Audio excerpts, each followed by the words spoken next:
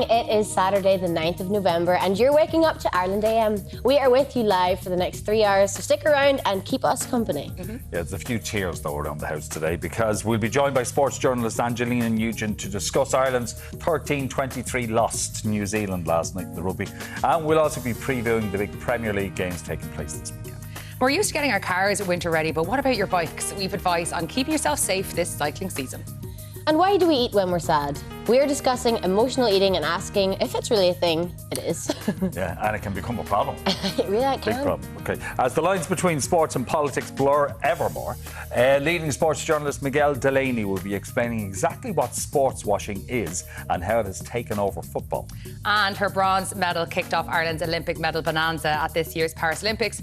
Swimmer Mona McSharry will be telling us all about life in the fast lane, and I cannot wait. You're very excited. I remember the swim so well, the race, like during the summer. I was jumping up and down and screaming, so I cannot wait to meet Mona McSharry. We'll talk about small margins. I know, 100th of a second. But look at the people who are behind her. Yeah. And what a victory it was. I can't wait to talk to about get a bronze medal. Unbelievable. And after 11, we are chatting to the man whose legacy lives on in thousands of people's ability to draw wildlife, characters and landscapes. Don Conroy will be here. Okay, we're looking forward to seeing Don again. This afternoon will be mostly cloudy with a fair amount of dry weather and some patches of mist. Temperatures of 12 to 14 degrees.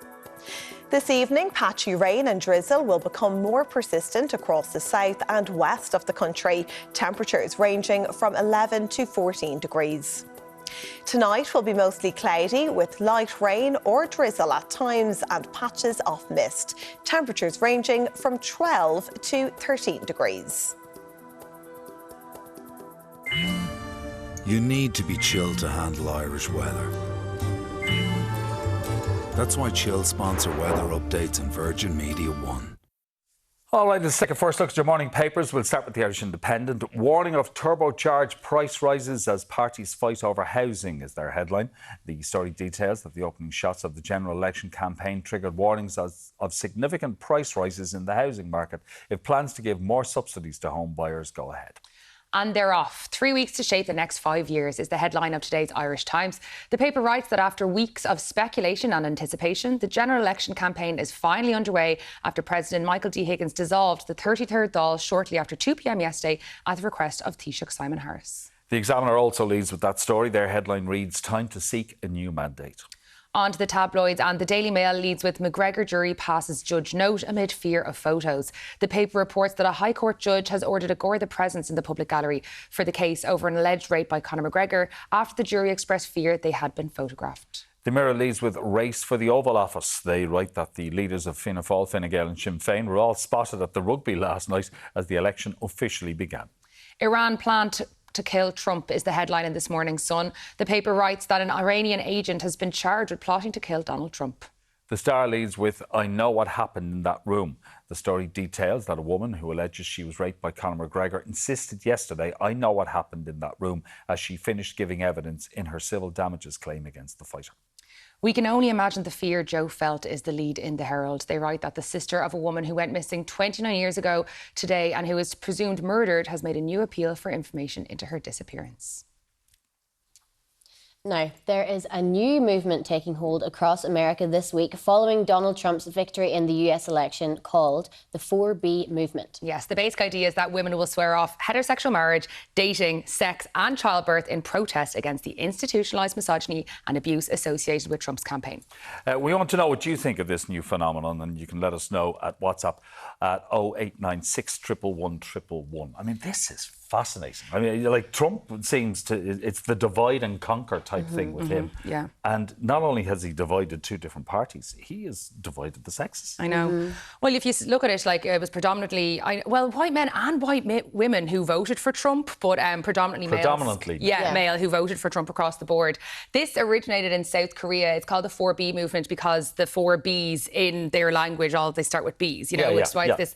It is extreme, but I feel like they're literally taking my body, my choice into their own hands here. And they're like, if you're not giving me rights, I'm not engaging with you in any of these ways. Because I seen it trending on TikTok. I seen the 4B movement and I was reading into it.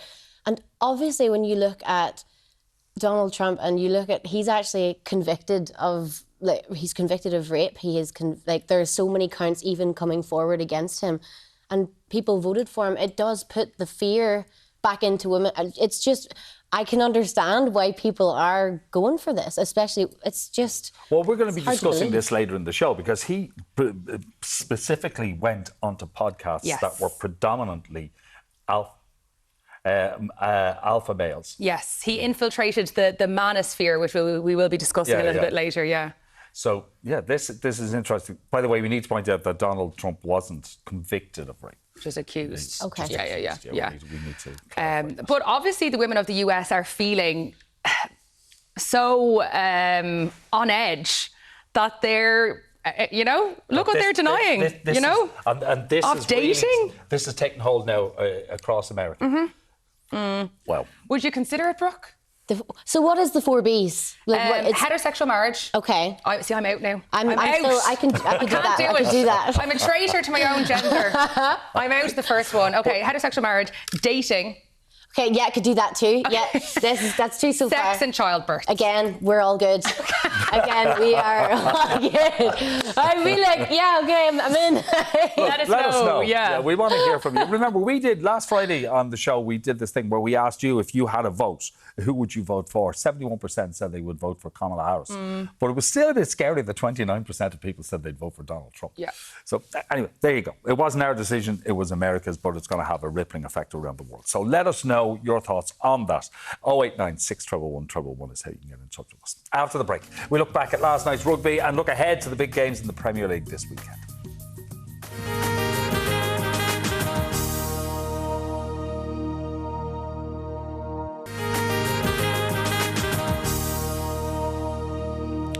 Welcome back. I'm joined by Angelina Nugent this morning to discuss the latest news in sport, with Ireland's loss against New Zealand and Premier League action both on the agenda. But first, we'll take a pick of the sports headlines from today's papers. Reality check is the Mail's headline, as Ireland captain Caelan Doris highlighted his side's indiscipline as one of the key reasons why they didn't put in their strongest performance against New Zealand last night.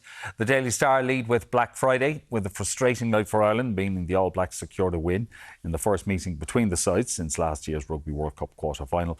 The Mirror focuses on football as Manchester City boss Pep Guardiola let his feelings be known regarding Jack Grealish being called up to the England squad, with Grealish getting selected despite being sidelined with an injury for the last 3 weeks, having only begun training again on Thursday. Good morning to you. Good morning, Martin. How are you? I'm okay. There's only one place to start. That's last night's rugby. And it's funny because last weekend we were sitting here, we were talking about the game that was coming up on Friday night, and it wasn't a question of if Ireland would win, it was when Ireland would win. Yeah. But once again, New Zealand, well, they had another plan. Yeah, very true. And we've kind of gotten into this habit of having these big wins over the All Blacks. That was a first home defeat in 20 games for Ireland last night.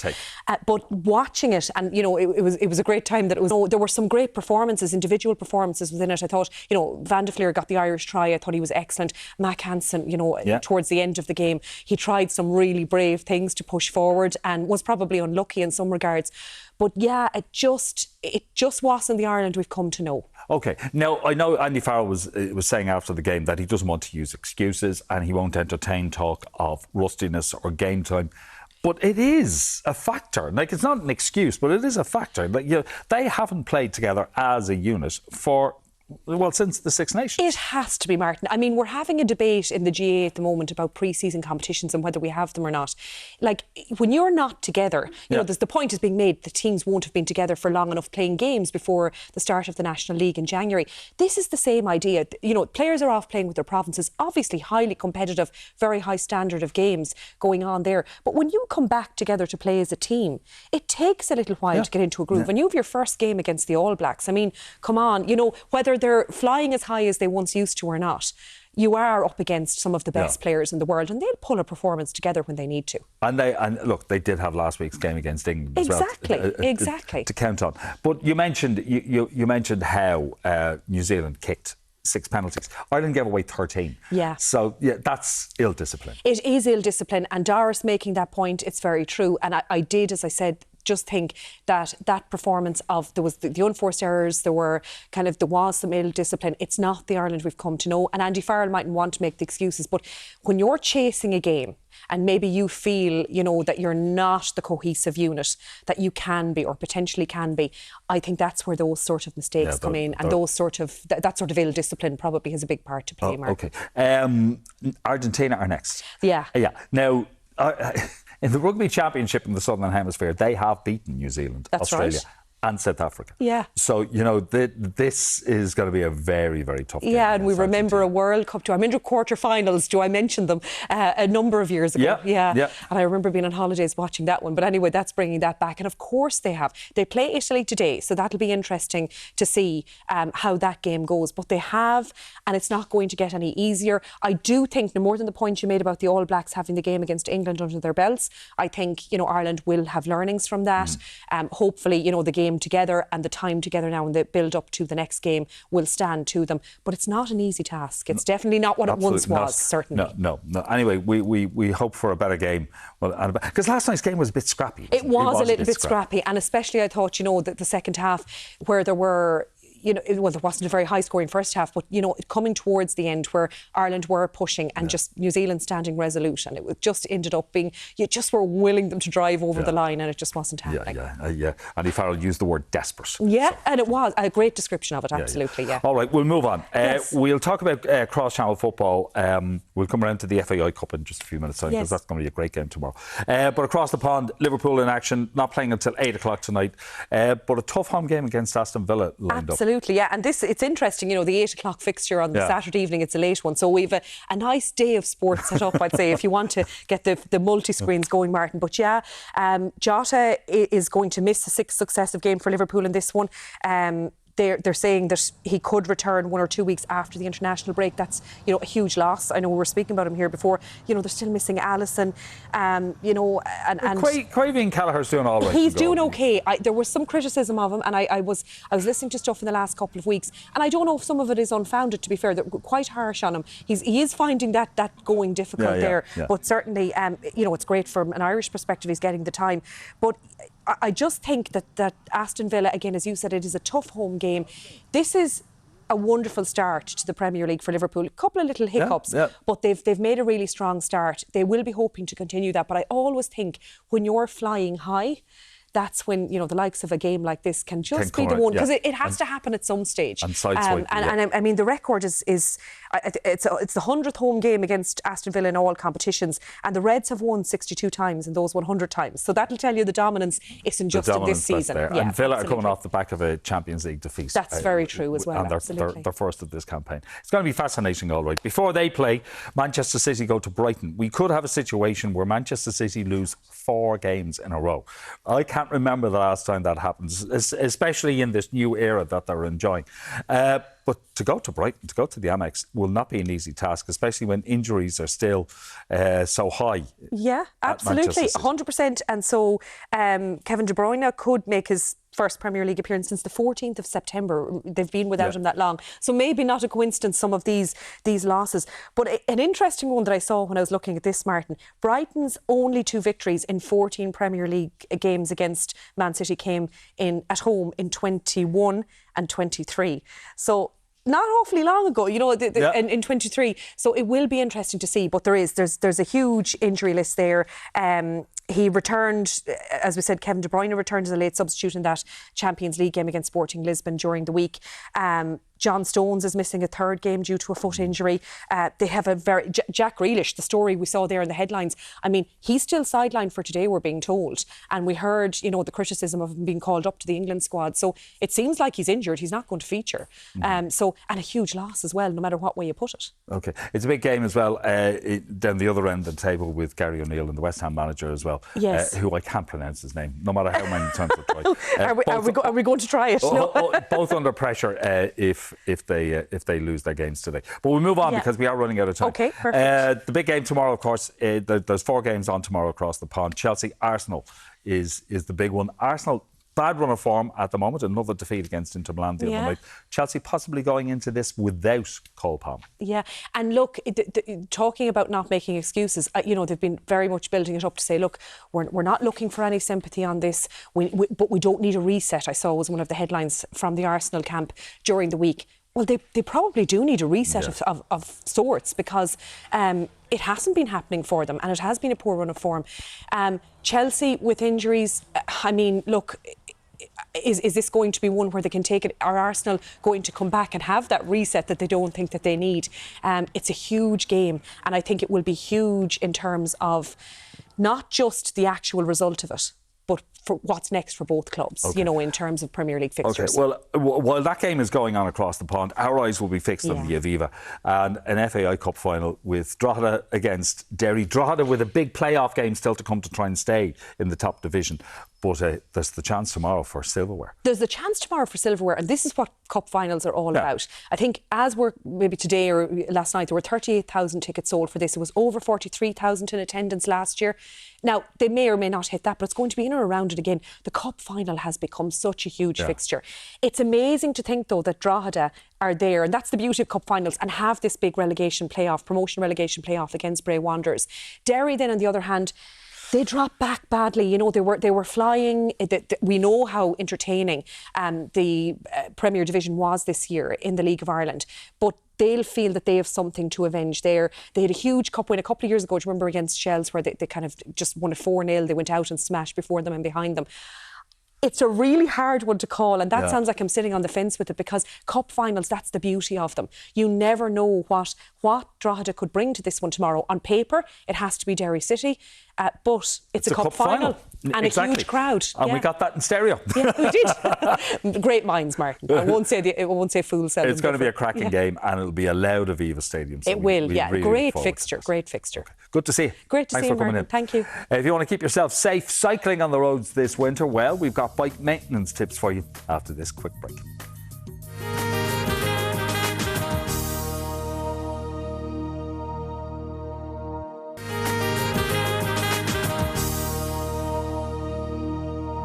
You're very welcome back. Now, according to the CSO, over 6,000 people in Ireland cycle to work every day. So as the days get darker and colder, it's important to make sure that your bike is roadworthy. Yes, Colm Sevastopoulos from Dublin Cycling Centre is here to give us his top bike maintenance tips. Good morning, Colm. Good morning, Shiva. Good morning, Brooke. OK, so let's talk about maintenance. First, let's talk about the tyres. In winter time, should we be doing anything extra, checking them more frequently? To be honest, the tyres that we have these days are really good, and you use the same tyres in the summer and the same tyres in the winter. You don't need to do anything about different tyre pressures. And the only thing I'd say is, in the winter time, because it's damp, you pick up things, you pick up bits of grit and glass and so on. So every so often, check in the tyres. So tiny screwdriver, run your eye around it. If you see anything there, pull it out. Because what happens is, you get a bit of glass in your tyre. It doesn't give you a puncture immediately. You ride on it for a couple of weeks. It kind of embeds itself, and then you get a puncture. Okay. So every so often, just check. Nothing embedded in the tyres. Yeah. Now, pressure in winter. I guess maybe you have to lower the pressure for greater traction, or... Not really, unless you're riding off-road. So these days, lots of recreational cyclists are into what we call gravel cycling. So, you know, gravelly roads, tracks. There, you need lower pressures for a bit more traction. But on the roads, it doesn't make a lot of difference. Like, as I say, the tyres are good. If you're a commuter, you don't want to be changing your tyres. People who do it for fun would change the tyre pressure. People who do it for fun might have a separate bike for the winter. Okay. They say that you can't have too many bicycles. Okay. And there you might have heavier tyres that are a bit more puncture resistant to give you a little bit more grip. But for the average commuter, no need to change. Okay. Let's talk about the chain. In wet conditions, is that under threat? So the key thing in winter is keeping your bike clean, and particularly the moving parts. So the chain being the main one of those. If your chain gets all that grit and stuff off the road into it, it's going to wear all the other parts out, and it's going to cost you a lot of money. Chains are relatively cheap to replace, and they're easy to clean. A quick check you can do is if you just try and lift the chain off this big, what we call a chain ring, if it doesn't really lift, it's in good shape. Okay. If you can lift it 3 or 4 millimeters, it's worn, it probably needs to be replaced because it'll wear everything else out. So my bike when I was younger, that the chain always fell off, wasn't actually a good bike. It was worn out chain. A worn out bike. How often it was does past the chain time. like last? You'd get an entire winter out of a chain. It depends obviously how much you're riding, but a couple of thousand kilometres if you're keeping it clean. Right, so that's the key. Keep it clean. To clean the bike, you can buy all sorts of fancy things. I would use just hot soapy water, and maybe like a degreaser if it's really greasy around the moving parts, the chain in at the back here. Once you get that stuff out, it'll run much nicer and it'll last much longer. Yeah, because bikes are actually very expensive. So obviously people would say the soapy water is maybe worse and you'd need a jet cleaner or something to do it. But so that's nearly worse. Well, jet cleaners are okay, provided you're careful. If you aim them into where the bearings are, in the wheels or in here, you're going to knock all the grease out and you're going to create bigger problems for yourself. So if you're careful with them, they're a quick and easy way to wash your bike. But safer to do hand soap and... Bucket of soapy water does the job. Let's talk about commuters. They're heading to work. It's a wet, muddy day. Talking about mud guards. I say there's nothing more embarrassing than walking into the office with a bag full of mud. Yeah, because even in the winter time, it might not be raining all the time, but the roads are damp a lot of the time. So you can get very basic mud guards. Like these things just clip on and off. So you can take your fancy summer bike, take you 30 seconds to put these on. Or if you have another bike, you might have something that's bolted on and is a bit more substantial. But I would say mud guards essential during the winter time, particularly if you're a recreational cyclist and you might go out with a few of your friends and you're in a group.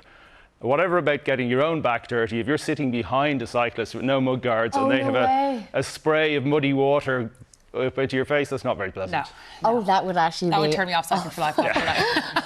Now, obviously, brake pads and rims, very essential. We need to check them anyway. But in the winter, would you need to, increase that amount? Similar to, as I described with the tyres, that you're just checking to see, is there anything embedded in the brake pads? Because if you have bits of glass or bits of grit, it's going to rub on the rims and it's going to wear them down. So once every couple of weeks, have a look and make sure there's nothing. You'd hear it, to be honest. When you pull the brakes, if you hear a kind of a scratchy noise, that tells you, okay, I need to get a little screwdriver and just I would assume, though, that the salt on the roads is a bit harsher on the bikes. Yeah. So that's why wintertime, clean them more frequently. All that salt and grit, bikes hate it. Okay. We'll talk about safety in a second because I know in the darker days it's very important to be lit up. But we forgot what we were mentioning, the chain, to talk about the best type of lubrication to get for it. Okay, so I would have simple wet lube for the winter. Get it in any bike shop or most hardware shops. And you don't need to apply loads of it, just a really thin film. It'll work its way in and soft rag just to wipe it in. And would you notice if you're not using it, like you'd hear it? Okay. You'd hear a kind of a scratchy noise from the chain. Sounds quite unpleasant. Yeah, a quiet bike is a happy bike, I'm assuming. Very much got it. Okay. Let's talk about then the safety. So lights. Where's the best place to place them, and what kind of lights would you be recommending? So lights, these days you can get very cheap, very good lights. I would always have 2 on the back, 2 on the front, because if one dies, I have a replacement. Yeah. White one on the front. Critically, if you have a good light, now you won't see in the studio lights, but it's got to be dipped, just the same as your car lights. You dip them. Okay. Same thing, because you will go along the bike paths around Dublin and see people with bike lights shining up into your face, and you can't see anything. No one can see them. That's not good. Same with the rear ones. Again, a flashing light is usually pretty visible, but you don't want it shining up into driver's eyes or other cyclists' eyes. So just angle them down slightly. Red on the back, white on the front. There you go. There you go. How about a high vis? When it's dark, I would say yes. Common sense prevails there. You can get now, it doesn't have to be a builder's high vis, you can get slightly more fashionable jackets that are... You know who you're talking to here, don't you? Oh, sorry. So, on a nice sunny day, I don't wear a high vis. Yeah. If it's a murky November afternoon, I'll wear something visible. If it's dark, yes, I will wear. As I say, it's not a builder's high vis, but it is visible. It's got reflective strips on it, and Yeah. Great. Brilliant. Colin, thank you so much for coming in and chatting to us bike safety today. Brilliant. Thank Ready you for the so road. much. Thank you. For more information about getting your bike ready for the winter, head over to Dublin-based cyclingcentre.com. Why do we eat when we're sad? Well, we're going to be discussing that next.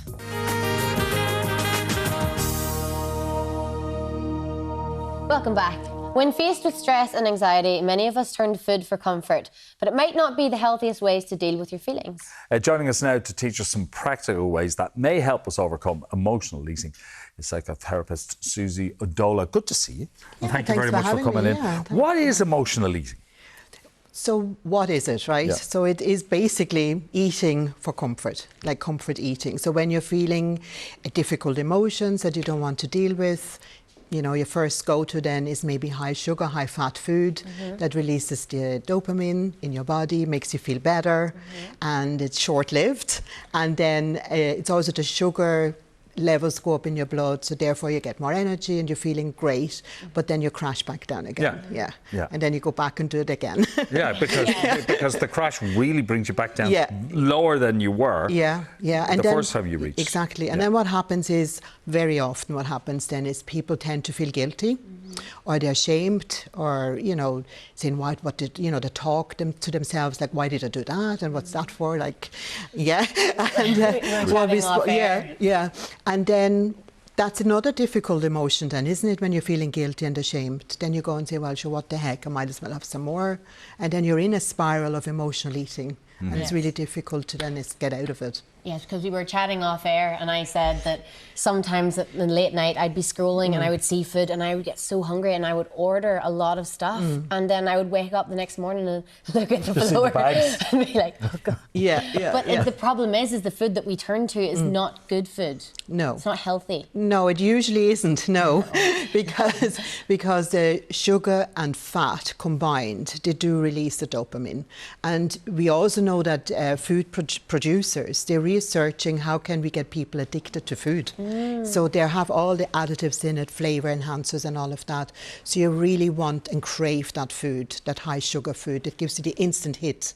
And then what happens is the brain remembers that. So, okay, so Brooke, you felt really lonely maybe that evening and, you know, you sort of thought food is going to help you with that, and then you have some food and you feel good for a little while. But the brain remembers, okay, so you've had high sugar, high fat food, therefore that's a good strategy the next time you're feeling that emotion, so let's go there again straight away. Because the brain wants to be efficient, it goes automatic. So you don't even have much of a choice really. You know, once you get into that spiral, your brain will remember, okay, that food made you feel better, the sugar made you feel better. The brain doesn't go, well, you know, that was really unhealthy. And actually, you know what?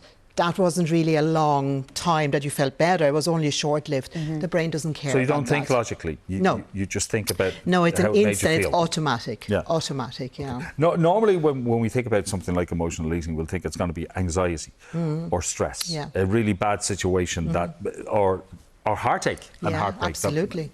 That may do that to you.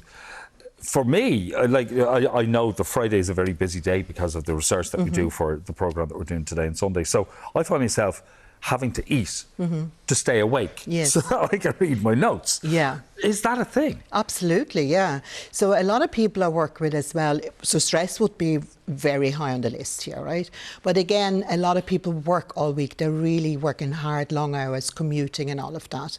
And then they're really tired. And at night, you come home once the family is sorted and everything else. You want to enjoy a little bit of time to yourself, but you're too tired. You're just exhausted. So people tend to eat.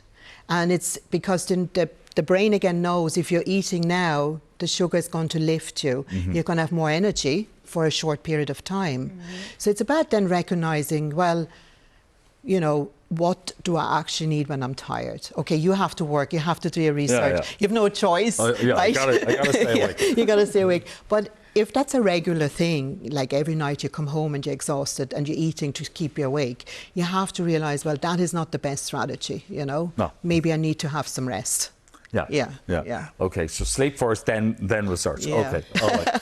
A little nap. I guess what I want to know is, does it affect a specific age range more than others? Not really, no. And I think from what you read, it's more women. And but what happens is, when it becomes a problem, it can become a problem as well, because you can get into the spiral of where you're overeating, and then you're, like I said, you feel guilty and you overeat again, and then you're gaining weight over time, and then I think women in particular, they're kind of, that's why it's more with women, they're more kind of, you know, they're judged about their appearance, so they have this pressure to look a certain way and then to start dieting, and then it could lead to eating disorders, because then they're restricting food, which leads then in the evening to a binge, and then we're in eating disorders territory, binge eating disorder and bulimia. Okay, that can lead to something like bulimia. Okay, so how do we write this? Okay, how we do it is, first of all, you have to acknowledge that you're doing it. Okay. I think most people are good at that and say, right, this is what I do. And the next step is really tuning in, well, when am I doing? Is there a pattern? Yeah, it's every Friday or every Saturday or it's every night. And what is actually the emotion that I'm experiencing?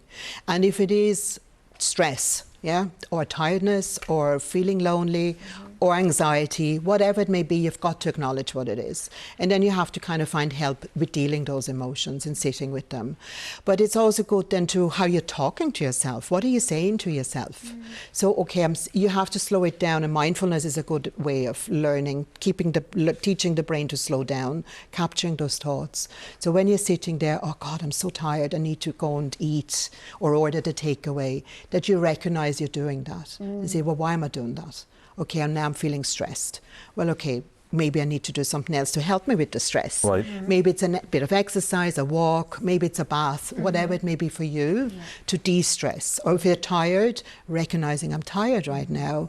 Eating is only a short-term solution. I still be tired afterwards, but I need to go and rest. So it's really slowing it all down and recognizing it step by step, and dealing with the emotion as well. You know, that's important, because once you eat, you know, you're trying to push it down, but then you finish eating, the emotion is still there, plus all the other ones on top of it. That actually makes a lot of sense, though. When you take time and focus on different points, it's like, will I feel better after this? Yeah, exactly. And that's a simple question you can ask yourself. If eating that, is that going to make me feel better? Okay, so put the phone down. Put the phone down to the takeaways. I know, it's about actually just locking the app away. I need to go to a different room to read my notes after a nap. But you see, what you were saying there earlier, that wasn't really emotional eating. That was kind of a more an environmental trigger. It wasn't an emotional trigger. Stop looking at food apps. We have different triggers: emotional trigger, environmental trigger, and then of course hunger cues as well. They're kind of the biological trigger. So we have to tune into what is actually triggering it. Well, I think that what you've done here has been very helpful and made me think a lot as well. So thank you very much. Thanks very much. Good to see you, Susie. Thanks, Martin. For more from Susie, check out Susie Ladola, counselling.ie. Still to come, a couple of former Love Islanders serve me up some pasta. Happy Saturday to me, season.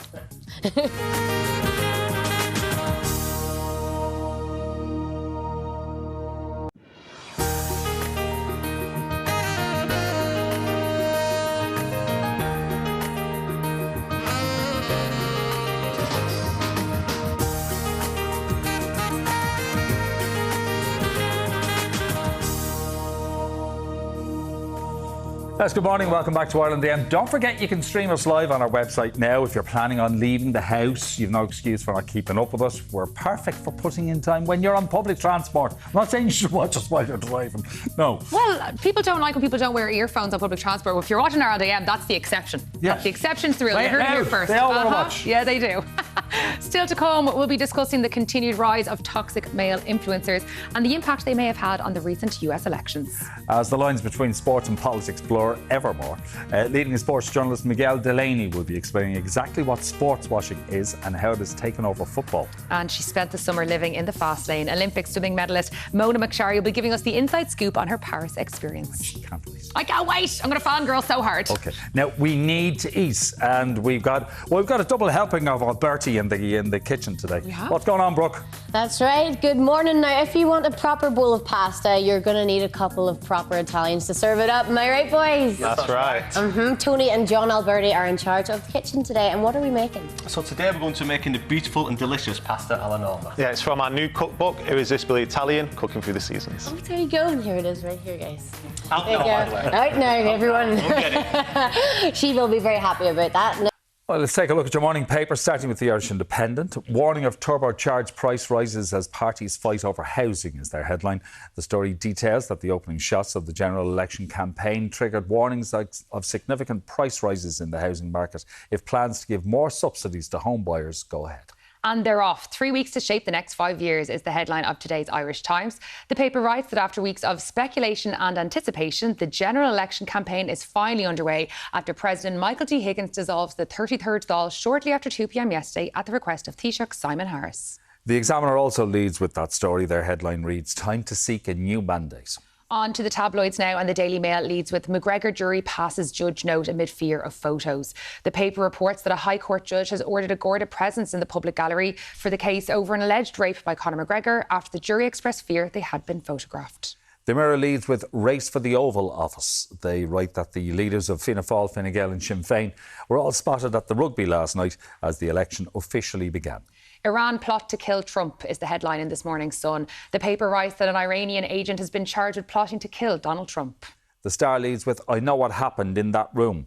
The story details that a woman who alleges she was raped by Conor McGregor insisted yesterday, "I know what happened in that room," as she finished giving evidence in her civil damages claim against the fighter. And finally, we can only imagine the fear Joe felt is the lead in the Herald. They write that the sister of a woman who went missing 29 years ago today and who was presumed murdered has made a new appeal for information into her disappearance. Well, plenty of texts coming in because we're talking about this new thing that is, well, it originated in South Korea, but now it's happening in America following the election. Yes, it is women saying that they're going to, they're not going to partake in heterosexual marriage, in dating, in childbirth and in sex. OK. The 4B movement. Yes. And we've got a lot of messages coming in. Lots of texts coming in. Yep. So Jason said, "What a sad lot of people grow up and get on with life, throwing their toys out of the pram because the election didn't go their way." See, I actually think that's interesting because, I think this is quite a passive, non-violent way of protesting this. Whereas I think maybe an insurrection and storming the Capitol is a little bit more of a getting on because the election didn't go their way. Yeah. Well, look, but the Democrats have said we will peacefully. Absolutely. They conceded. The transition of power. Yeah. Unlike what happened last time. As we know. Derek texts in, "Guys, it's part of our people's democratic right to vote and the people made their choice. As a man, to hear some of the diatribe coming from females on highly respected platforms recently is beyond acceptable. I find that it's much easier for women to make strong statements than men. I'm not a fan of anything woke because I strongly believe it's anti-men anyway, or more to the point, white males. I'm sure he will make the world feel a little more normal now, which isn't such a bad thing. I've no doubt you won't use this." I don't know if the world feels a little more normal. It doesn't feel No, I think the world is kind of a bit fearful. I think so. Especially here. Yeah. Because there were things said about Ireland and tariffs in not by some of Trump's aides that could have a serious economic effect on this country. Yeah. So I don't know if the world is feeling a little more normal. I wouldn't Maybe either. America, or Maybe. at least the Republican and Trump supporters are feeling a little more normal. Yeah. He also mentioned females going on highly respected platforms. We actually have a panel coming up where we're going to discuss Trump going on some of the most listened to podcasts on Spotify. Mostly males listen to there and mostly men speaking there. So you can tune in a little bit later and hear a little bit about that. And even beyond that, I think healthcare, I think maternity leave, I think these kind of things, I'm not saying they would have happened 100% under Kamala Harris, but I'm not sure that they'll happen under Trump either. So normal, I don't know. I think that's why the rest of the world are a little bit just wary of it, because these are things that we have. John says, might want to mention the 44% of Donald Trump's votes were female, or is that too uncomfortable for the purposes of the discussion? No. It's perfectly acceptable to point that out. It was more white women. It was in 60% was the Latina women, and then black women voted 90% for Kamala Harris, and two groups which I think you would find are disproportionately affected by poverty, by issues like higher mortality in childbirth and stuff. So I think that maybe we should be looking for the more vulnerable people in society and listening to them. Yeah, I know. What was it? Anyway, look, the thing is, we know it was an American vote and the economy was top of the agenda, as it's going to be here as well, as we get set for our general election. But I do worry, and I worry about climate change as well, because all the things that Trump has spoken about in the last while about the American economy and how he plans to fix it could affect climate change and set it back on the road. But we do accept the results of the vote. Of course. We've one text about cyclists here. Oh, go on. Yes, we do. Now, that was from Caroline. She says, re bicycle safety. It is just as hard to see cyclists on a sunny day as it is in the dark, as the sun can be blinding to motorists. It should be law to wear high visibility clothing when on the roads for both cyclists and pedestrians. More accidents could be prevented. As always, we love to get your thoughts on anything that we discuss. 0896 111 111 is how you can do that. After the break, we learn why a massive uptake of young men decided to vote for Donald Trump in the recent elections. We'll be discussing that after this break. Excuse me, sir, is this boat for hire? It is your lucky day.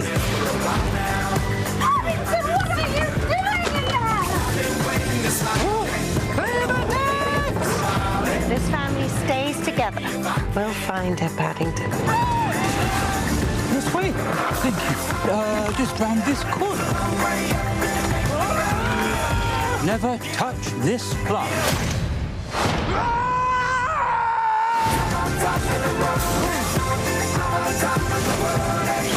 What are you, bear? Aunt Lucy always says you can take the bear out of the jungle, but you can't take the jungle out of the bear. That was close.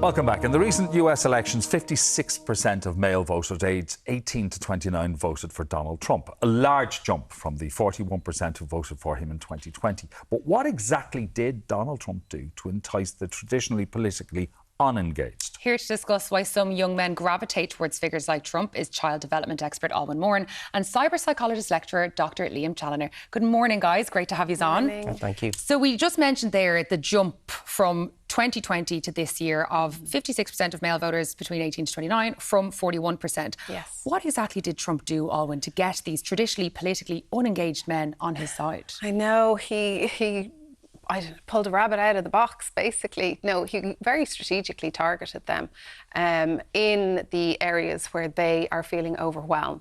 And that's a typical age group of where there's big life changes happening for them. They can often feel very disconnected, but they're seeking social connection and identification. And so, they look to certain ideals like power, authority, very clear, simple messaging. And that's exactly what Trump espouses. He's very unapologetic. He uses quick, short sound bites and feeds directly into kind of, those fears that that age group particularly have. And it is a very vulnerable group as well. It is, absolutely. And listen, I'm always going to bring it back to the brain. If you think about it, they're still very emotional brain driven at this age. The prefrontal cortex isn't fully developed until 25 in men in particular. So, that's our rational brain and our critical thinking kind of part of our brain. So they are really drawn into much more emotional arguments, the them versus us, like the rhetoric around traditional family ideals, and the man's place is dominance and power and the woman is subservient, and they're easy to digest and understand for this age group who are trying to figure out in this modern world where they fit in. Is masculinity and what should they be doing? But like you said, it was strategic. Very strategic. It won him the election. Absolutely. But it was one of the reasons why he won the election. But to give some more context, here are some clips of content creators who were urging their followers to vote for Trump. If you are a parent and you have a young son, or if you're a young guy, what you need to do is ban Hollywood. Do not allow yourself to watch a movie or a video ever again where a woman beats up a man, because it's not realistic and it's not true. I'm tired of seeing chicks beat up men. I'm tired of seeing it. Oh yeah, you want to mess with me? You think I'm a girl and you mess with me, you're going to learn something. Hey, yeah. OK, that's the kind of thing that was being trotted out. And like you said, to a very vulnerable group of people. So can like figures like Andrew Tate. Yes. This name is going to come up a lot. We're going to. There's a few. There's a few. Yeah, Theo Vaughan and Aidan Ross. Joe Rogan. Mm-hmm. Yeah, Joe Rogan. All these people. Can you explain what taking the red pill and manosphere? These are new. Could you tell us more about this? What is this all about? Yeah. So taking the red pill and the blue pill it's a reference back to The Matrix back in '99, I think it was. But it's basically where, they say that they're red pilled, which means that they actually really see what's going on in the world now. And, if you identify as a red pill person, that's basically where you can see where, they feel that women have too much power. And, probably some of their ideals are not being met and their needs are not being met. And things are like jobs are being taken away from them by immigrants, and they have this issue with same-sex relationships and things like that. So they see how all of these are progressing and eroding what used to be traditional values, and that's kind of what the red pilling is, and the manosphere then, and all these alpha male influencers really tap into this. And we're designed for confirmation bias. So once you start to tap into certain things, then you'll keep seeing it, and you'll really then just start to believe it. Yeah. Liam, I'll come to you now. You're a lecturer in cyber psychology, so we often blame the algorithm for topics like these cropping up, but is the algorithm in and of itself malicious? Is it intentionally pushing these topics? So if we start with what the algorithm is. So an algorithm is simply a smart marketing tool in a tech format. So it uses machine learning. It looks at the types of posts that you interact with, the likes, the comments, and how long you're on particular videos if you start to follow particular people. But it also uses things like collaborative filtering. So if I follow, say, a football team or a particular influencer, it will also share content with me that is similar or that it thinks that I will like. So in the case of the negative aspects of this, so if I follow Joe Rogan, for example, it will send me content that's similar to that. And it's not necessarily bad. If I think of my own algorithm, so I'm in the process of house hunting at the moment, so my algorithm is like gardening, home improvements, and dogs and comedians. You can make a positive algorithm as well. It's not necessarily always going to be in that format. There's research on the manosphere and how it's used in TikTok. So Debbie Ging and colleagues out in DCU, they did a piece of research that looked at TikTok particularly. Once you were identified as a male user on TikTok, it was about 23 minutes before you were start being fed predominantly manosphere-based content. So it can escalate quite quickly. Okay. What part did Donald's son play in this? Because Barron, he has an 18-year-old son, Barron. Well, we're told that he basically selected the podcasts for Donald to appear on, and how to engage, and he was very much informative behind the digital strategy and the marketing strategies. And it was quite clever marketing on his behalf. It wasn't... didn't take a genius to do this. We look at Donald Trump as a successful business person. He's just simply applied those marketing tools. So the more content that they were consuming, the more likely they were to see kind of... We start out, and I've had this discussion with a number of young people over the past week. They were starting out by seeing kind of Donald Trump dancing on stage to YMCA as an entertainment value. And then it quickly moves into the political motivations, whether it's far right or just the kind of neutral arguments in terms of finance that we've spoken about. So it's how much of this content that they're involved with. And it's very easy to tackle as well. Oh, and let's talk about this demographic, males between 18 to 29, because we absolutely do not want to demonise them or anything like that. They're seeking something in engaging with this content. Talk about how this kind of content, what it can do to the development or their development. Yeah, well, there's a lot of research out there that actually for, kind of internalised, let's say, call it the toxic masculinity, where, the ideal is that emotions are suppressed. You're not allowed to be vulnerable. It's just kind of power on and we'll get through this and so on. So that actually has a really negative effect compounded on the mental health. And anybody who internalises this is at a much higher risk of mental health issues and depression. later on, because we all know that we need to work collaboratively with people. It isn't a fight. It isn't them versus us. We all operate much better as a collective. We also then need to make sure that we are verbalising and dealing with our emotions as they crop up, because they will eventually catch up with us. And that's what actually does happen when all of this is very much internalised at this very vulnerable age. So they are much higher risk of mental health issues and depression. And we need to protect our children around that. And we need to teach them about critical thinking, engage with them, ask them what is of interest to them on their algorithms and what's popping up for them. And then just try to encourage them to seek the motivation behind what the content is, you know, telling them, and understand and kind of say, what's at play here? What do you think the messaging is?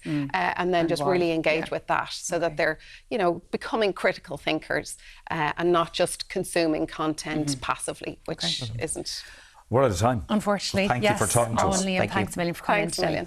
Now, after the break, we'll have 2 Italians making us authentic pasta in the kitchen. How spoiled are we? We'll see you in a few.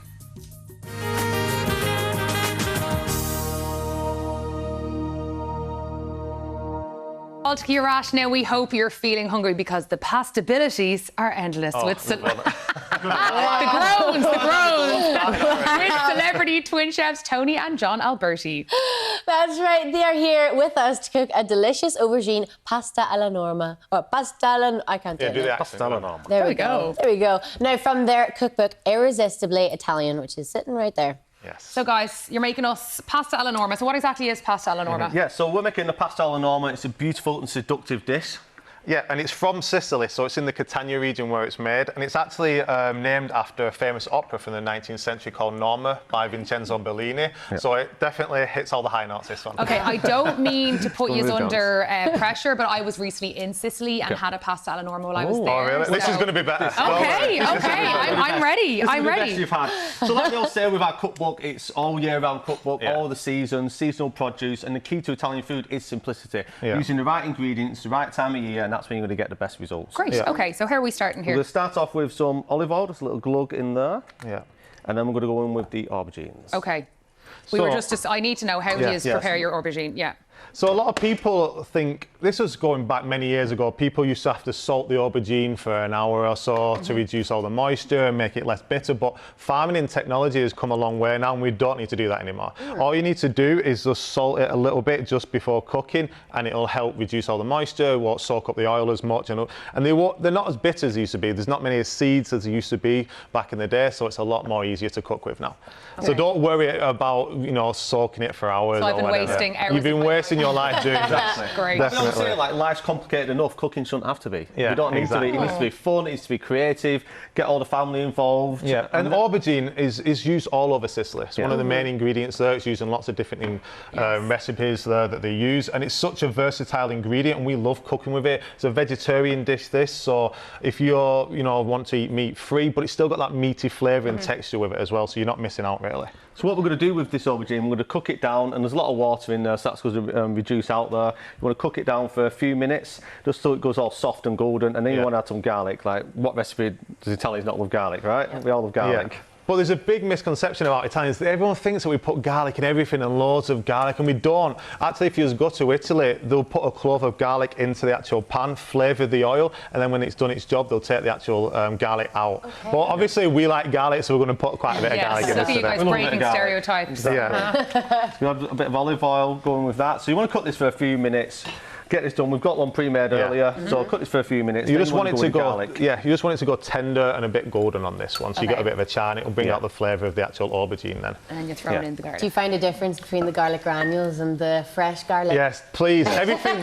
We never use anything dried, like even dried herbs. Always fresh. Yeah. You know, lots of you can get the ingredients from supermarkets now, all fresh and everything. Very, you know, not expensive as well. So you can use them, but we never really use dried herbs or anything. So it's not the garlic granules. Don't ever do that, please. No, don't do it. Why? Why would you use it? You've got fresh garlic there. You don't need to. Do you know what I have? onion, salt, garlic granules. Oh, really? That's all I need. We're going to have to come and teach you how to cook real Italian food. What you just heard is the sound of two Italian hearts breaking on live TV. That's breaking all over Italy. And nonno will be saying a great listening to that. Was this obviously you grew up around a lot of Italian cooking at home. Was this one of your favourite recipes? Yeah. Our nonna used to be a chef, so we was always watching her cook in the kitchen. She lived by the stove. She was always in the kitchen cooking, and being Italian, it's in your blood to cook, and it's something we're passionate about. And you just grow up around food and cooking all the time, and it's just something that we knew it was naturally going to go into when we got older. And it's a passion of ours. She lived in the kitchen. She was cooking all the time.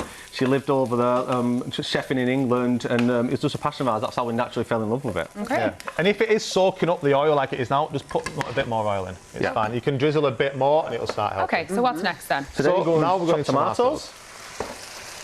You just want to let this simmer. And can we use tinned chopped tomatoes here? Yes. It's not cheating as well. Oh, thank goodness. Use tinned, So you can use tinned chopped tomatoes here, plum tomatoes, you can squeeze them up and put them in if you want, or passata you can actually use as well, sieved tomatoes. So you just put the tomatoes in, let that simmer for around 10-15 minutes just so it will reduce like this one we've got here, and you want to add the basil in as well. Yeah, so we're going to tear up some basil. You don't need to chop it, just tear it up all rough and rustic, and that's what our food's all about, rustic Italian food, using the right ingredients. And get the best results. And that's what Italian food's all about. It's 4 or 5 ingredients, not loads of ingredients thrown in there. And it's just simple food, you know. Italian food is very delicate and subtle in flavour. It's not overpowering. You know, it's a well-balanced, dishes that we always create, and that's what Italian food's known by as well. And this is great for date night, if you want to cook for a loved one. It's a natural aphrodisiac, and not a lot of people know that, just like we are. What is, sorry? Natural aphrodisiac. Which one? The pasta alla norma. Oh, just the recipe, the whole dish. If you eat it, it's a natural aphrodisiac. Oh, good to know. Good to know. If you want date night, it's perfect for that. Okay. Is that from the egg from the aubergine? It must be. What do you think?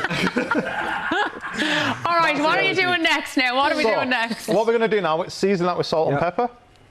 And then you just want to let that simmer for around 10 to 15 minutes. Okay, just that's all. 10 to 15 minutes. Really quick. If you want a bit of heat in that, you can add pepperoncino or chili flakes into that as well to give it a bit more heat, if you like that or not. I just want to keep it simple like this. We're using today for the pasta is rigatoni. So it's like a rich tube pasta that you can use in this. And all you want to do is cook it in boiling salted water, just until it's al dente. And al dente just means to the tooth, just so it's a little bite left into it, so it's not mushy. That's what you always want. And then all you want to do is always add the pasta to the sauce. So you want to mix it together and let it marry together and soak, and then cook it for another minute or so in the actual sauce. Now, obviously, you started the YouTube channel after Love Island. That's where we all know you from. So we was on the very first season of that, as a lot of people probably well know, original Italian Stallions. And after that, we came on to, we always had knew we was going cooking. We've all grown up around cooking, so we used to do that a lot.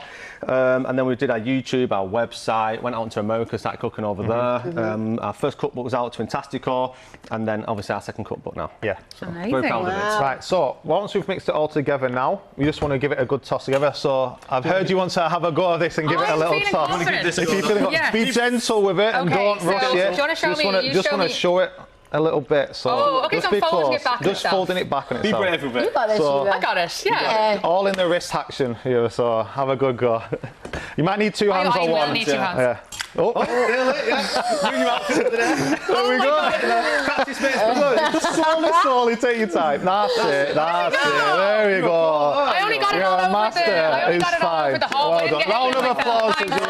Well done. So we're going to finish this off now with ricotta salata. And ricotta salata is aged ricotta. So it's salty, tangy.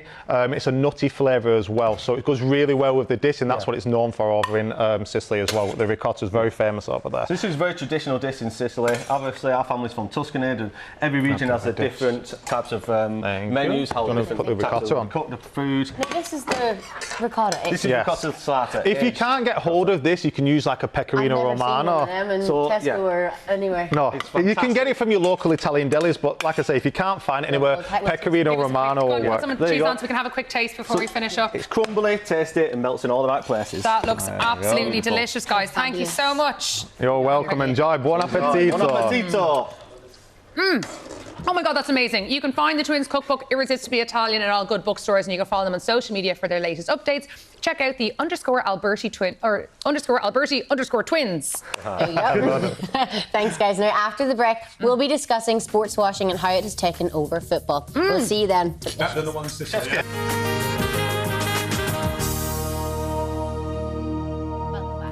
one of the defining moments of last winter's Football World Cup was, of course, Argentina's Lionel Messi lifting the Champions Trophy. But the moment was slightly tarnished when the Qatari leader arranged for Lionel Messi to wear a traditional bisht garment, a visual which became the defining image of the 2022 World Cup.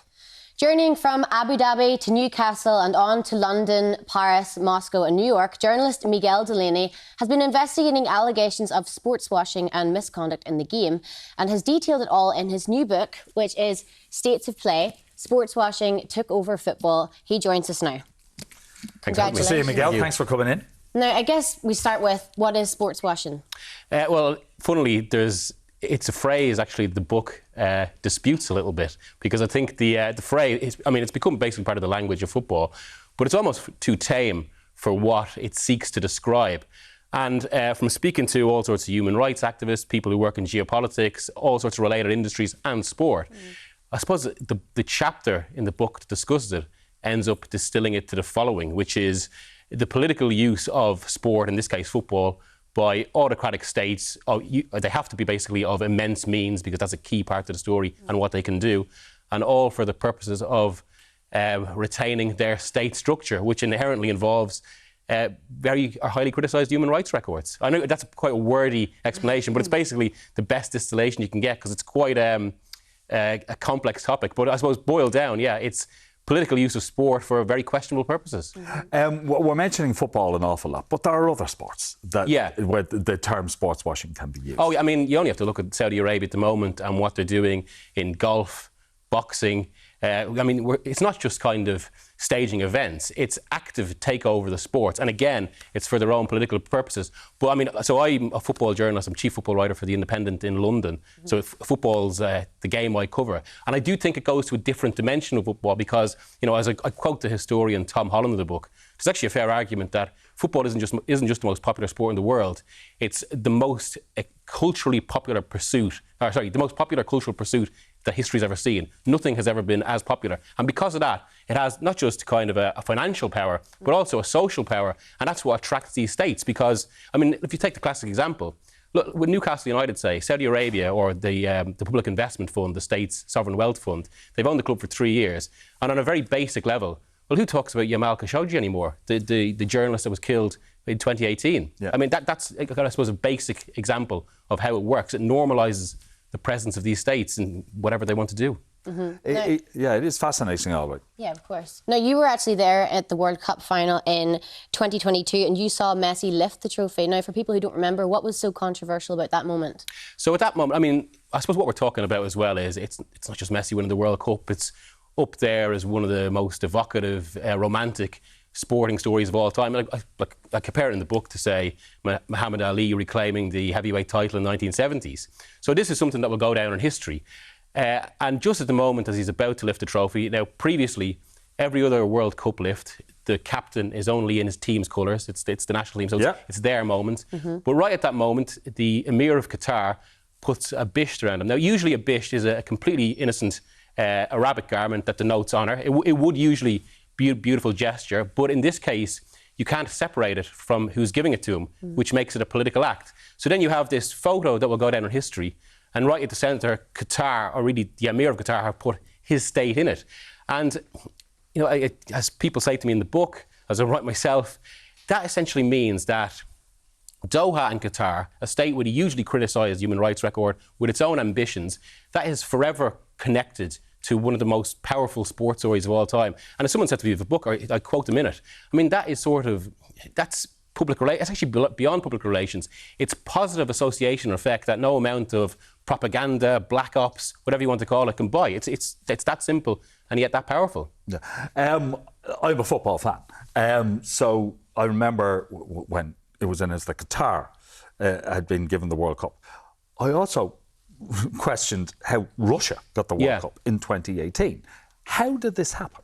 Well, so obviously, both those World Cups in what at that point was unique were awarded on the same day, which that was in December 2010. And as I say in the book as well, it's probably one of the most influential moments in sporting history because of what spilled after it.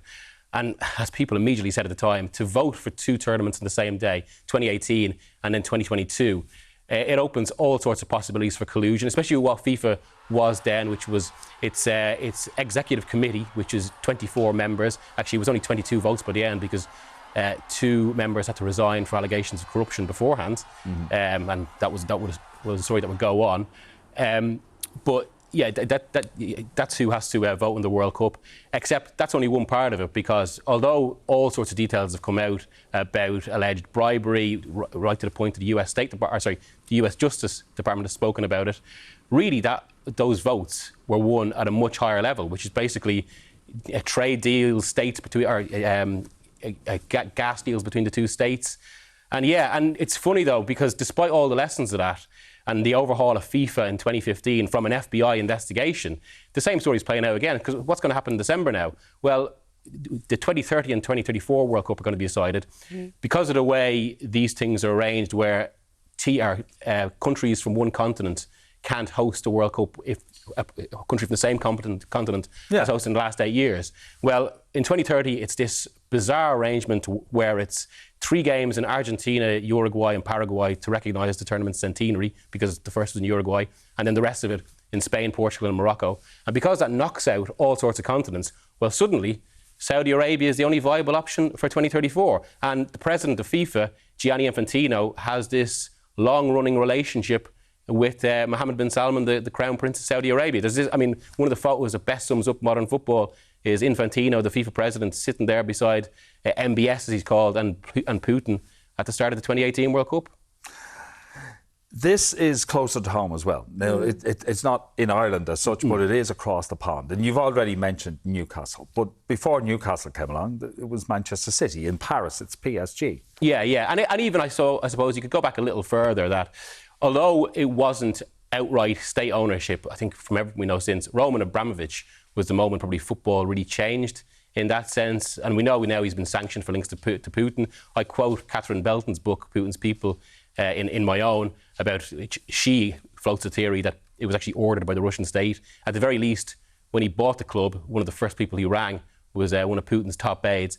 And that changes things, because pre-Abramovich, there just wasn't as much money in football in that sense. Abramovich changed that, given his immense wealth, again, connected to post-Soviet Russia. And also, all of the ownership, say, in English football was either British or British-based. And that's not just important for reasons of parochialism. It's also that these are owners that you could feasibly see on the street, or at least you kind of know what they thought. They appeared in the media. Abramovich was someone of a totally different profile. Someone you didn't know what he was thinking. There was this mystery about him that kind of played into that. And from that, and everyone seeing, I suppose, the new international power of the Premier League, and it's only grown to other levels since then. Well, 5 years later, Abu Dhabi they are thinking similar. They want to buy a club. They've already been sponsoring sport and kind of another classic form of sports washing. I mean, even look at the way we just call Arsenal Stadium Emirates Stadium. That's a UAE airline. And Abramovich was mentioned in those negotiations. And then, from 2008, you probably have the first fully state-linked takeover of Abu Dhabi at Manchester City. It's a fascinating read. Congratulations on it. Yeah, and thanks for coming in to talk to us about it today. States of Play is what it's called. Miguel. Cheers, thank you. Thank you so much. Miguel's book, States of Play, it's available now in all good bookshops, so be sure to snap up your own copy. Still to come, Olympic hero Mona McSharry will be here, and Don Conroy will be teaching me how to draw. See you soon.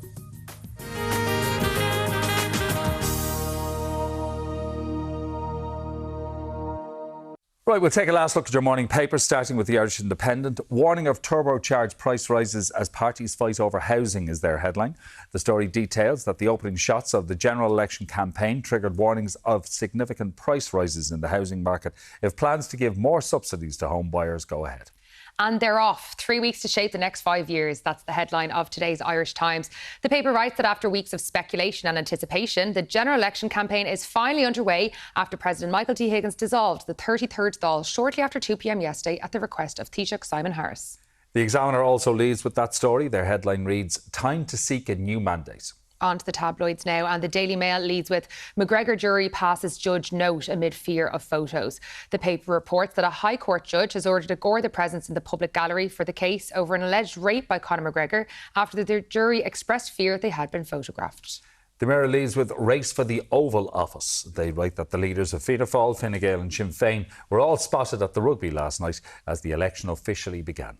Iran plot to kill Trump is the headline in this morning's Sun. The paper writes that an Iranian agent has been charged with plotting to kill Donald Trump. The Star leads with, I know what happened in that room. The story details that a woman who alleges she was raped by Conor McGregor insisted yesterday, I know what happened in that room, as she finished giving evidence in her civil damages claim against the fighter. And finally, we can only imagine the fear Joe felt, is the lead in the Herald. They write that the sister of a woman who went missing 29 years ago today and who is presumed murdered has made a new appeal for information into her disappearance. Now, today on the show, we're talking about this movement, which began in 2018 in South Korea. It was like the South Korean #MeToo. Yeah. But has now been taken on again. It's the 4B. And it's been taken on again by American women following the result of the election.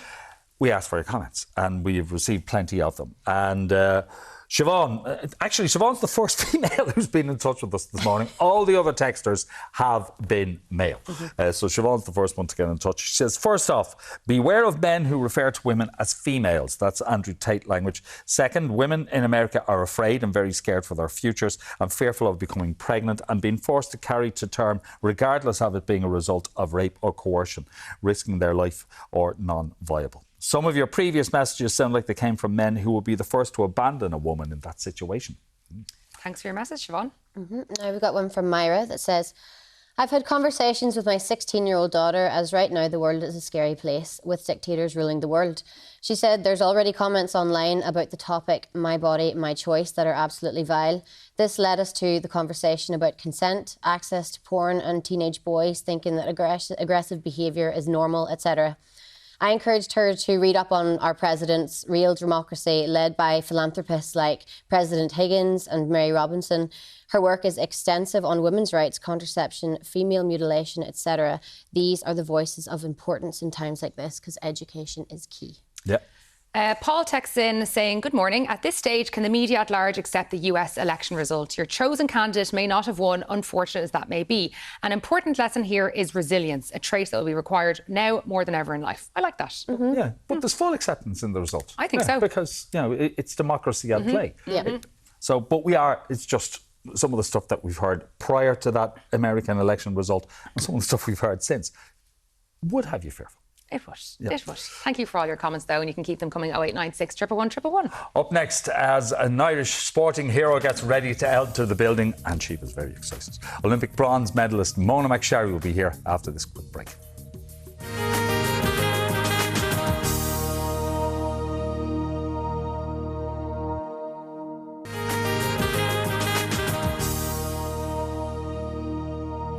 Welcome back. It's been 3 months since Ireland's Olympians inspired the nation, and none more so than our swimming queen, Mona McSharry. Her bronze medal kicked off Ireland's medal bonanza at this year's Paris Olympics, and since then, well, we hope she's been enjoying a slightly slower pace to life. Good morning, Mona. Hi, thank you for having me. Well, we just referenced there a slower pace of life, but you're actually on a flying visit to Ireland at the moment. You've squeezed us in. You're only here for how long? 48 hours. Oh my goodness. Did you leave your holiday to join us? I did. Now, to be fair, my holiday is about 3 months, so I can afford to take 48 hours.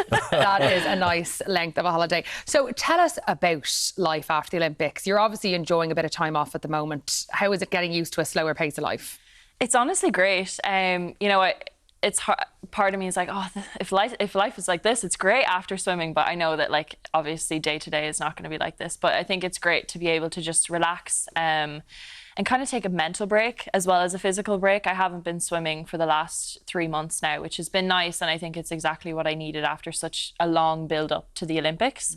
And just to be able to give myself the opportunity to kind of be like, no, you can choose not to work out today. And, you know, that's okay. Nothing's going to happen. Whereas like for the last, 8 years or so, it's like get up every morning and swim and then go back later and swim. So it's nice. It's definitely a more chilled pace of life. Bearing in mind the success you had at the Olympics, we've heard from other Olympians that they lose that motivation, or it's hard to find that motivation. Is that the case for you? I wouldn't say so, to be honest. I think there's always more for me. It's funny, like you build this dream or this idea, and like before winning a medal, that was something I was like, I definitely felt I could do it. But also, like, that's a big, like an Olympic medal is really exciting. And now that I have it, I'm like, well, what's next? Like, what can I do? Like, where's the next level? Like, now that I've achieved this, I'm like, okay, well, let's do the next thing. And I definitely feel like there's more there and more in me. So I am, once the road trip and like vacation life is over, I'm excited to get back into training. You mean the well-earned? Yeah, exactly. I think it's mad to hear that you're thinking, what's next? Did you also take the time to let it sink in, like the win, the monumental win that you had? A little bit, yeah. I feel like a lot of athletes can kind of relate to this, that once it's over, it's so hard to like, I guess, recognize that it actually happened. Like I do, sometimes I'll be sitting and I do think back to like being on the podium or like having little flashbacks, and it feels like a dream. And you know, what a dream, like really, but like it almost doesn't feel like reality, but it definitely has. Well, because you have proof. Let's have a look at this now. So it wasn't a dream. It was not a dream, in fact, folks. There is our proof. Look at that. There's some weight in those medals. It's beautiful. Oh. An Olympic bronze medal. It is heavy, actually. It is. Have you watched the race again? Not fully, actually. I know, yeah. It gets me stressed to watch it. Oh yeah, okay. I watched like the little clips that people have put together, and I've like watched my post-race interviews and stuff, which just makes me tear up all over again. But no, I must go back and maybe watch it at some point, and probably give me more like adrenaline to get going again and like want to feel something like that again. Okay, because you're saying an awful lot of things here, and we're going to be asking you a question in a few minutes' time, so you can prepare your answer for that. When we look at the race, and it's the great story of Olympic Games, no matter what the discipline might be. We're talking about a fraction of a second, the difference between success and not getting on the podium.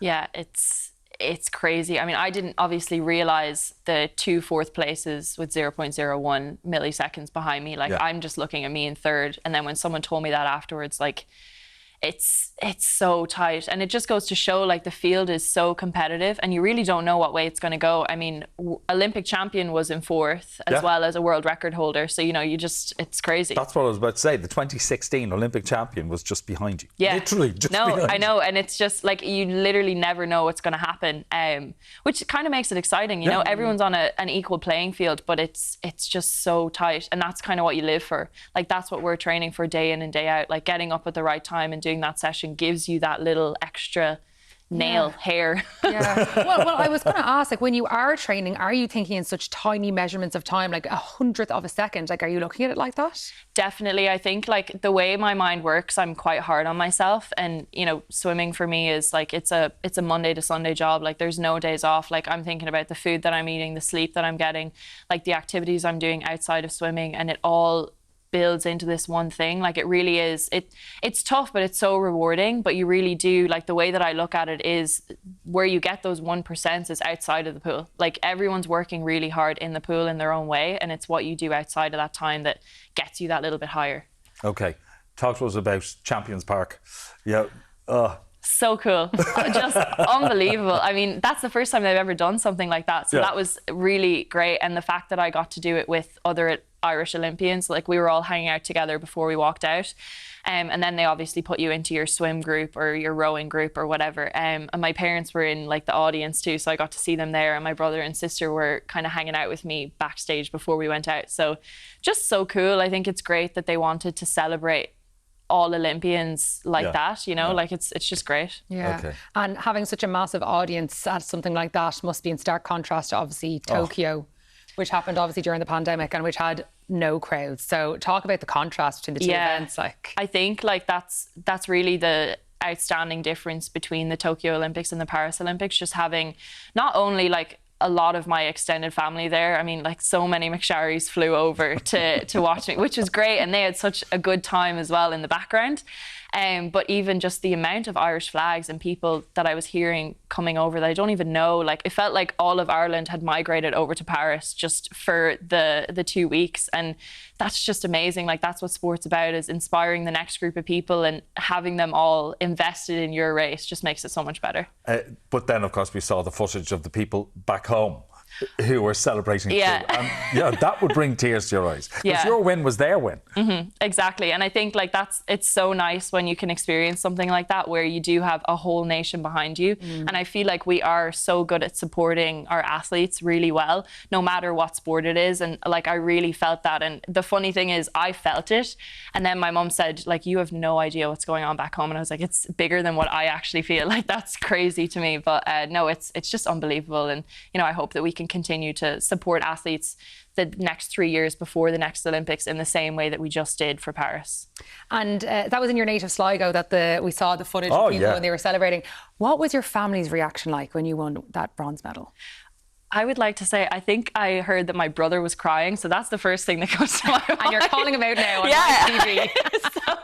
Or at least tearing up. But no, I think everyone was just so happy. You know, I like to think that like they had a part in pushing me to where I got to, and like having them be there in the stands and being able to go over and hug them and like having them watch me on the podium live was just unbelievable. And I think, you know, it's just great to be able to share it with them. Okay. You got a bit of a shindig going on tonight, so yeah, a little bit of a party. Yeah, we've got the Olympic ball tonight, so I'm really excited. They're bringing in all Olympians, past and present, so it's going to be a great party, a great celebration, just to kind of catch up with everyone after the Olympics. And you're wearing your medal, I'm assuming. Of course, yeah. That's the prize jewellery. Yeah. You don't need anything for your neck. You've got the medal. Well, you mentioned finding your mojo again. Is there a reason to find your mojo? You know, could we see you again in 2028? Oh. Is it mean of us to ask that question? No, look, the only thing I can say is a maybe right now.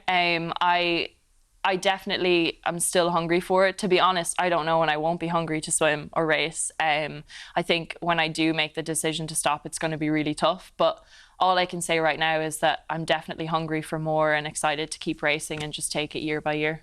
Amazing. Mona, thank you so much for chatting to us this morning, and congratulations, and thank you for such a momentous moment you gave us this summer, and enjoy tonight. Thank you. And then the journey back and to America. Back to America. Continue our holiday. Absolutely. All right, sleep on the plane. After the break, how to find the perfect tailoring for you. We're over at the catwalk next.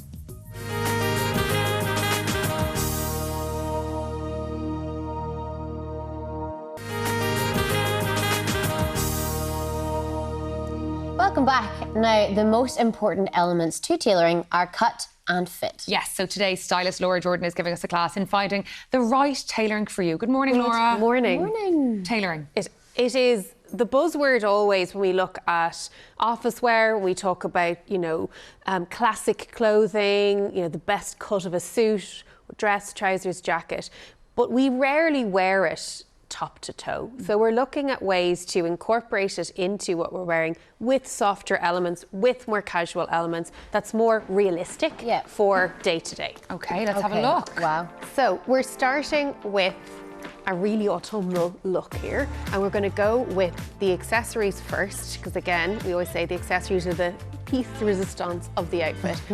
These pieces here are from Martina Hamilton, which is a very well-known Irish jeweller. This is from her Carramore collection, which is based upon diamond stones found in County Sligo, and she has a huge amount of affinity to the west coast of Ireland, and all of her pieces reflect that. They are available in the Cat and the Moon in Sligo, and she has lots of stockists nationwide as well as online. But just the drop of that, it works well with something like chunky underneath it. So what we've gone for underneath it is that medium knit, and the reason we have is the jacket is our tailored piece here. Now there is a cut on the skirt as well, but instead of putting a blouse or a shirt or something more formal under it, we've gone with the soft knit instead. You can see the gentle cut on this jacket, which is what I really like. At the moment we're seeing a big trend for oversize, but you've got to be careful when you're purchasing oversize that you can still see darts or pleats within the cut of the jacket, so that it gives the shape you want. And all of these pieces that we see clothing wise here are all from Arboretum in Carlow, and also available in their store in Wicklow. When we look at the skirt, we've seen chocolate brown everywhere for autumn winter. We're seeing it in coats, we're seeing it in bags, and we're seeing it in leather. A lot of people will be quite fearful of a leather skirt, saying, oh my gosh, how am I supposed to wear it? That cut is going to be flattering. Always look for an A-line shape, which is what this is. And I love that the gentle adjustment on the waist focuses the eye there, but it has got movement in it. And then we've gone with a lovely orange tone to bring in those rust and autumn flecks, and also there's an orange tone that we see also in the jacket, and this is from Karen Adele online. She has a huge range of bags and accessories there. So when we are looking at how we're pulling this together, it's keeping the textures varied. So we've the leather, we've the wool to tweed in the jacket, and then we've the simple knit, and it's keeping the shapes not super skin tight. So having that mix, a more fitted jumper with a more flowing skirt. So again, all from the Arboretum. Okay, this is glam. Wow. Well, we're in November. We know what's coming, but we won't say the word. This is, again, a beautiful all-in-one, but we're going to look at the details first. Again, the stud earring and the necklace from the new Eru collection, just launched this week by Martina Hamilton. And again, when you've got your hair up, it's nice to have a simple stud and then play up the neck piece, which we've done here, as we can see in the V neck. So again, a bare neckline in a V lets us have fun with the jewellery. But this would also, it's solid enough that it would also go over a heavier knit or chunky piece as well. So when we look at this jumpsuit, so velvet tends to be soft. What I like about it is it's got the magic 3 of a focused waist, a V-neck and a sleeve, and it's also the palazzo pant finish on it. So often people ask, well, jumpsuits, I don't know what's too long, what's too short, will it fit? But when you have something at the moment that sits in this length, we're seeing the 7/8, we're seeing the full, we're seeing that, it kind of works at each part that it hits the leg. Also, there's some ruching at the side of the sleeve, which I love to see, but really the focus for me is that it pulls the waist high and focuses in, which you can just see the bag sitting below that there. And again, this peacock-inspired bag goes beautifully with the teal colour of the dress. And to note that Nicola Ross have multiple colours in that jumpsuit available on their website. Key point of is comfort. It's a really comfy fabric. That peacock bag was it's gorgeous. Yeah, isn't it? It's really eye-catching. Yeah. So when we look at separates, and again in the tailoring space, we're going to explore the different necklines and trouser shapes that make that work. Starting with the details, again with the jewellery, we've got a slight curve on these here, on these earrings, so they tend to just kind of head in towards the face and curve in gently. So again, just a small design detail which makes all the difference there. And similarly, we've just paired the simple necklace with it, which is again handy for a gifting idea if you're looking for something in the coming weeks and month. With this top, the cowl neck, so many people say, I don't know how to wear that neckline. When it folds, how does it sit? How does it fall? You want a high neck cowl, which is what this gives you. So it brings the eye up at the neckline, and then it's got a gentle finish on the shoulder. That isn't just technically not a sleeveless top. It's got about a 3-inch or 2-inch even sleeve coming off the side, which tends to be more flattering than a fully sleeveless. It's gorgeous. Yeah, it's those small details. And also we have tucked this in a little bit, but it does have a curved hem, which I like to see, which means it's flattering to wear over. If someone says, I don't want to tuck in, that's what we always look for. You don't want a hem that's just straight and flat across the bottom. You want it to be curved. The trousers, again, when we look at these, what I like about them is they have what I call a flat front, so they're just across the side, zipping at the side. So there isn't a zip or buttons or additional pleats at the side, which tends to add bulk at the midsection. So this is very, very flattering on the tummy, and that's always what we're looking for when we're also considering tucking, etc. The bracelet, which you've just seen there, again from Martina Hamilton, and the bag adding a pop of red velvet, which is, again, very seasonal. For the next, the next few weeks. And again, I like putting. You're tiptoeing around that. So you're careful. Really well. We have said it on the show. You're allowed to use this. You can say it. You can say it. Okay. Yeah, Christmas is coming, folks. We're all aware. We're aware. Come on now. Got us out of the bag. Oh, look at this. So yes, then we are looking at something which has double tailoring, but again, a bit of fun in the base. So again, starting with the details, we've kept a very simple, just a barely there drop stud in the earring because we've got some detail in the neckline, so we just want to let that be clear and instead have a focus on the top of the ear rather than the base of the neck. Again, from Martina, full collection on her website as well as in stockists. When we look at this piece, we've got the waistcoat as a really a useful layering piece, because it can be worn with lots and lots of pieces, whether it be a fine knit, a polo neck, a camisole, a t-shirt, a bodysuit. We've paired it here with the shirt. I love the slightly puffiness of the sleeve, the beautiful pearl drop detailing on the collar, and to note that that's detachable if you're worried about how to wash that, because that's something I would be questioning. And then we've got a simple finish through it. So a huge variety, again, of new fashion that's just arrived into the Arboretum stores, both in both stores actually, in Carlow and in Wicklow. But really, it's looking for something different. Yeah, that's your fab. That's what you want. We're always looking for a point of difference in our looks, and these do tick that box nicely. The trousers, again, sold almost as a suit, for want of a better word, with the waistcoat, but there's plenty of mix and match potential in store. And then the sequin bag, again, a beautiful finish to that look, just to give it that little bit of detail to match what we have on the neckline, and also in the ring and bracelet that we see as well, also from Martina. So a classic look. This is something you'd have for years. And again, looking at what you could put underneath it to dress it up, down, and a thick bracelet. We're seeing bangles everywhere now as a solid bracelet. We've had, you know, fine details, and, you know, the ones that you weld on, the welded bracelets were huge last year. Now we're seeing it move towards the thicker, heavier bangle style piece. Gorgeous. Laura, thank you for covering all of our tailoring needs there. You're so welcome. The magpie in me was very satisfied after that. Now, after the break, a legend of Irish broadcasting, Don Conroy, will be stopping by, so make sure you stay with us.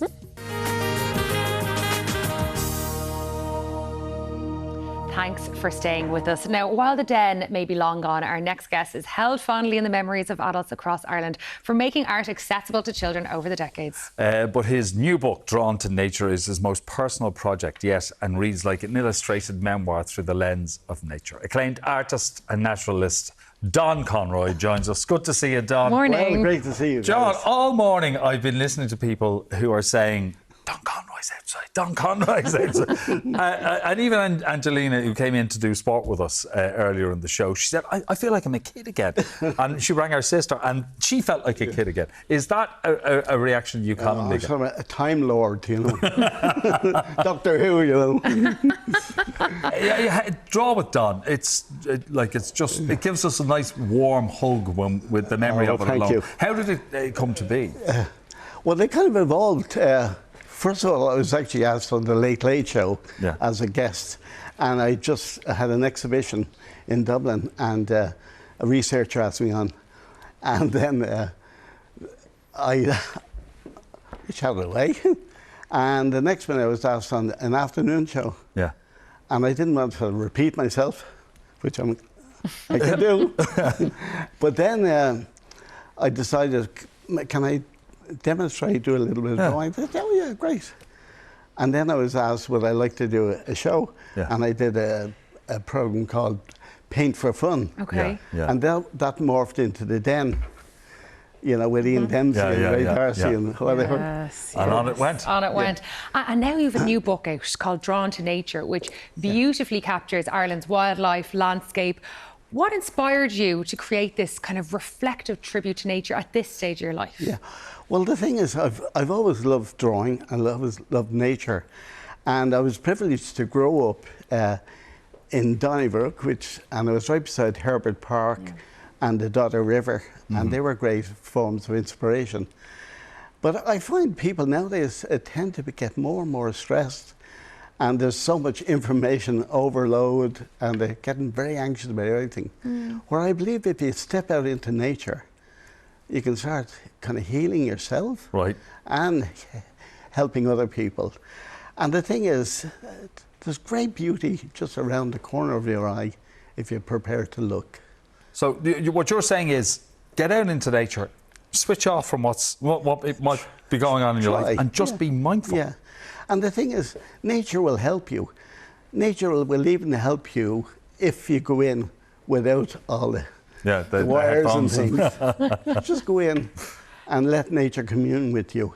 Then you'll have the big thoughts as well. And you will build this kind of tranquility that's within. We all have. but it's been taken away all the time. Yeah, I know. So many the distractions. I know. Massive Nature is she's a healer, isn't she? Absolutely. Was there any particular time in your life when you turned to nature looking for that? No, it's just one of these ongoing things. And because I was so enthusiastic about drawing and nature, I wanted to share that. So then I was so privileged to be put on TV and communicate like you have. And it's a lovely thing to be invited into people's houses. And that's what you're doing, really. You're right in their sitting room and you're doing your drawing or chatting or whatever. Okay. It is fantastic. You're also a big advocate for conservation. Yes, well, I think, like everything, if you don't value something, you lose it. It's as simple as that. Now, I'm not a doomsday scenario type, you know. I don't think the sky is going to collapse on us. But I do think there's a lot of things can be done. And positive things like if a beautiful baby's born into the world, you maybe plant a tree or somebody's getting engaged. Do little things like that. And they can say, oh yeah, that's a tree. Or maybe somebody's passed on. And in their memory, you planted. That's beautiful. Just little things like that, you know. Yeah, that is gorgeous. Now, you're going to go and help Brooke draw. Now, I have to say, I owned some of your books when I was younger, so I don't need the help anymore. I'm done. I'm done. But you're going to go over now and show Brooke how to draw something over there. Very good. This is what I'm going to threaten her with. Do you want to leave that with us? We'll consider taking it very We'll keep this. How are you? I'm good. How are you doing? Now, I'm going to be tapping into my inner artist here. She's deep down. We're going to have to drag her from the depths. So let's hope for the best. Like, first time I was ever drawing on television, they said, are you really going to draw live with all these people watching you? And I go, oh. They asked me that too, and I said yes as well. So fools rush in, you know. Anyway, the great Michelangelo once said there's a secret shape in everything. Okay. And that's what you got to look at. And, you know, the Chinese used to say, the ancient Chinese, don't call yourself an artist until you make 1,000 mistakes. Right. Okay. So we learn from each mistake. Okay, well, I'm going to draw a badger here. Okay. So we just start off by drawing a curve like this and bring it right down like that. Okay. Can you see? Okay. I know I've already tried to rub something out on this and it doesn't really rub out, so it's really going to have to be whatever I do. Come on, Brooke, you can do it. Oh, hey. excellent. Oh. Now, so we just, this is the snout. Snout. Okay, I can do a snout, I think. And we try to keep it as simple as possible. Oh, look, we knows. And then we bring this line back around like this. Okay. Okay. It's all done with mirrors. Mine's got a wee small nose. No, that's all right? That's lovely, yeah. The smaller one. Now, the amazing thing about a badger, it's so easy to identify because this white face with two vertical black lines coming down. So we have these black lines coming down like this. And I'm just going to leave a small little bit of white there just to suggest the eye. So nice. And the same on the far side like that. Slow down there, Don. Okay. That's the story of my life. Slow down. Okay. Like, you know, live TV. Where'd you bring People are watching. To right there. And then I'll give him a wee eyeball. Please. And this black marking goes up here like that.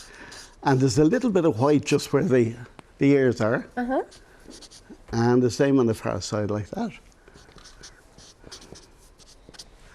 And I'm darkening this bit up here. I'm going to give him a little bit more of a line. Okay, just. Yep. And we bring this around like that.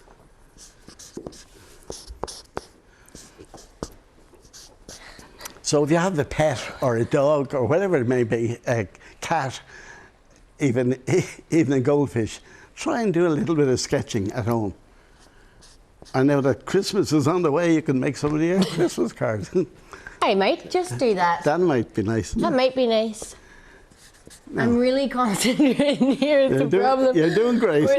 You're doing really well, Brooke. Am I? Yeah. No one's ever said I could draw, ever. This is actually really good for my confidence. And no, it's actually really lovely to be able to achieve You're in this. safe hands anyway. You have no idea. Okay. This other ear now, there's 2 ears you've done. I don't know where mine would be. This ear, that there. Well, your badger moved his head. My badger's turning the other way, I think. Just about here. Just okay. Around. Yes, I agree. That's what I would have done and given you fiddles. So actually, this badger, as you can see in that little picture, it's actually heading back into what's called a set. The badger lives in a set. My brain is gone. And so this is so nice, guys. Genuinely, it's really lovely. we stay here all the day. Yeah, just embellish a wee bit of outdoor. I don't know what he's doing. But do you know what the amazing thing about art, and especially drawing, is that once you start looking at something, you get to understand its actual shape. Yeah. And you start really seeing it. You know when Vincent van Gogh in his anger broke a chair and walked out, and Paul Gauguin came back and said, "What do you do with that for? We need 2 chairs." He stormed off anyway, and then when he came back, the chair was fixed. Paul Gauguin fixed the chair. Now you. And there's Vincent van Gogh. He decides to paint it in. Wow. That's why you see this lovely chair he painted. Now, unfortunately, we're out of time, Don. So will you give us a quick...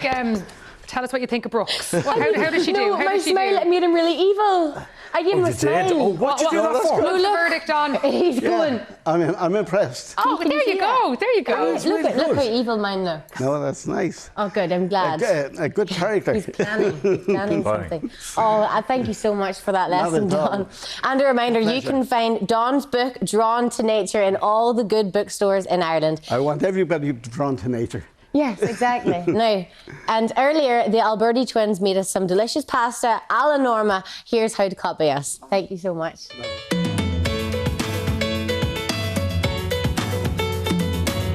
Add diced aubergine, garlic, chopped tomatoes and a handful of fresh basil to the pan and simmer, seasoning to taste. Cook pasta in salted water until al dente. Reserve some cooking water before draining. Combine the pasta with the sauce, adding a splash of the reserved water to loosen. Serve with a sprinkling of grated ricotta salata and fresh basil.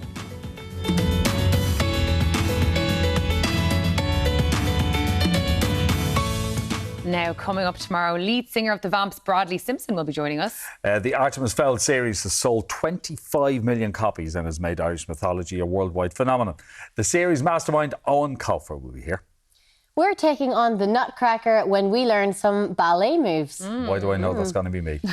All that plus veggie soup to keep your belly warm, as well as all the news, sport and weather you're waking up to. We'll be back tomorrow from 9. Now, make sure you bring your tutu tomorrow for that. Oh, nobody needs to see that. Nobody needs to see that. I think we do. No, honestly, you don't. Trust me.